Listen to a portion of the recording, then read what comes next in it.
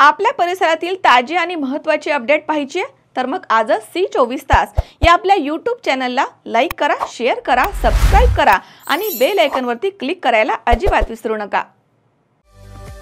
पावसाळ्यामध्ये विजेचा लपंडाव, मग चिंता कशाला करताय? आता अंधाराला करा बाय बाय। विजेच्या वाढत्या समस्यावरती आता एकच इलाज, घरी बसवा इन्व्हर्टर आणि बॅटरी कमी दरात। आता इन्व्हर्टर आणि बॅटरी घेणं झालं सोपं। बजाज फायनान्स देतोय 0 डाऊन पेमेंट आणि 0 व्याज दरावर बॅटरी इन्व्हर्टर। सर्व प्रकारच्या इलेक्ट्रॉनिक वस्तू मिळवण्याचं एकमेव ठिकाण साईराम इलेक्ट्रॉनिक्स अँड बॅटरीज। खरेदी विक्री संघ, व्यापारी संकुल, Nagar Manmad road, Rahuri. Sairam hospital test tube baby centre. मी डॉक्टर स्वप्नील माने, स्त्रीरोग, वंध्यत्व व दुर्बीणद्वारे शस्त्रक्रिया तज्ञ। आमच्याकडे दुर्बीणद्वारे शस्त्रक्रियेसाठी लागणारे सर्व अत्याधुनिक उपकरणं अवेलेबल आहेत। त्यामध्ये 3D 4D कॅमेरा, तसेच रुग्णांना 10 ते 20 ml रक्तस्राव होतो। पेशंटला खूप आरामदायी ऑपरेशन होतं। सूक्ष्म आजार बाहेर काढले जातात। 10 पटीने पेशंटच्या अवयवांचं निराकरण करता येतं आणि आजाराचं उच्चाटन केलं जातं। साईराम हॉस्पिटल लॅप्रोस्कोपिक सेंटर आणि test tube baby centre, court area, Bhagyashree हॉटेलच्या पाठीमागे, राहुरी। नेवासा शहरामध्ये झालेल्या दहीहंडी उत्सवाला हजारोंचा जनसागर लुटला होता। सरलाबेटचे महंत हिंदू हृदय सम्राट रामगिरीजी महाराजांची प्रमुख उपस्थिती हे दहीहंडी उत्सवाचं आकर्षण ठरलंय। दहीहंडी उत्सव कार्यक्रम प्रसंगी महंत रामगिरी महाराजांच्या हस्ते दहीहंडीचं पूजन करण्यात आलं। यावेळी जय श्रीराम आणि गोपाळ कृष्ण भगवान की जय या जयघोषानं नेवासा नगरी दुमदुमून गेली। नेवासा शहरामधील मारुती चौकातील जय हनुमान मित्रमंडळाच्या वतीनं दहीहंडी उभारण्यात आली होती। इथे श्रीराम साधना आश्रमाचे महंत सुनील गिरीजी महाराजांनी हजेरी लावून दहीहंडी उत्सवाचा शुभारंभ केला। सरलाबेटाचे प्रमुख महंत हिंदू हृदय सम्राट रामगिरीजी महाराजांचे नेवासा नगरीमध्ये आगमन झाल्यानंतर संत ज्ञानेश्वर महाराज यांच्या 750व्या जयंती निमित्त त्यांनी सर्वप्रथम संत ज्ञानेश्वर महाराज मंदिरात जाऊन माऊलींच्या पैस खांबाचं दर्शन घेतलं। त्यानंतर ग्रामदैव श्री मोहिनीराजांच्या दर्शनानंतर त्यांनी नगरपंचायत चौकात श्री रामराज्य उत्सव समितीच्या वतीनं आयोजित दहीहंडी कार्यक्रमाला भेट देऊन दहीहंडीचं पूजन केलं।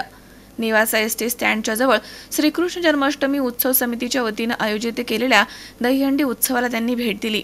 यावेळी महंत रामगिरीजी महाराजांच्या हस्ते प्रतिमा पूजन आणि दहीहंडी पूजन करून प्रातिनिधिक स्वरूपामधील उभारण्यात आलेली दहीहंडी फोडण्यात आली आहे।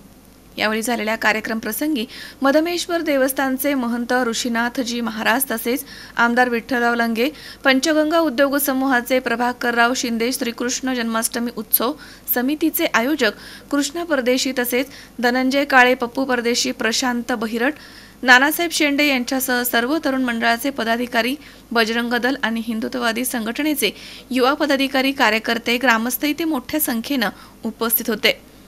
यावेळी बोलताना महंत रामगिरीजी महाराज म्हणालेत की संत ज्ञानेश्वर महाराजांच्या पदस्पर्शानं पावन झालेली नेवासा ही भूमी पवित्र भूमी आहे। संत ज्ञानेश्वर महाराजांनी याच भूमीमध्ये पसायदान सांगितलं। ते पसायदान आता राज्य सरकारनं शाळांमधनं सक्तीने म्हणण्याचे आदेश काढले आहेत। याबद्दल त्यांनी सरकारला धन्यवाद देत आभार मानलेत।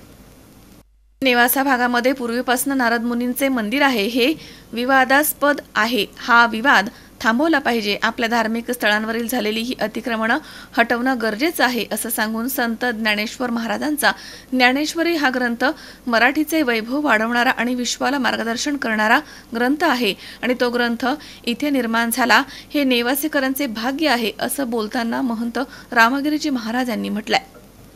तुमचे खूप खूप स्वागत इथे। नेवासाच्या पुण्यनगरीला उत्सुकता लागली होती की महाराज कधी येतात। 5 दिवस झाले महाराज येणार। एकच दहीहंडीचा कार्यक्रम, जशी नेवासाची यात्रा भरली अशी भक्त चर्चा, महाराज येणार, एकच विषय, महाराज येणार। तर महाराज खरं सांगायचं, आम्ही तुमच्याकडे आलो, आम्हाला वाटलं वेळ भेटणार नाही, पण आम्हाला वेळ भेटली आणि त्या दिवशीपासून असं झालं, आम्हाला वेळ लागल्याने झालं होतं। आणि यात आता आमचा छोटासा कार्यक्रम असतो, एवढा मोठा कार्यक्रम जनता एवढीच असते, परंतु हे सर्व स्टेज वगैरे नसतो। आमचा दहीहंडी फोडण्याचा कार्यक्रम असतो। आम्हाला वेळ फार कमी मिळाला, लोकांपर्यंत आम्ही पोहोचू शकलो नाही, त्यामुळे थोडाफार फरक पडला, पण एवढा काही विशेष नाही। आणि एवढ्या पावसात तुमचे सर्व भक्तगण इथे थांबलेत, त्यांचे मी आभार मानतो. जय श्रीराम. आज कृष्ण जन्माष्टमी आहे. भगवान कृष्ण परमात्म्यांचा प्रगट दिन आहे आणि मौलिक ज्ञानोबारांचं सुद्धा 750 वर्ष जन्मदिन आहेत.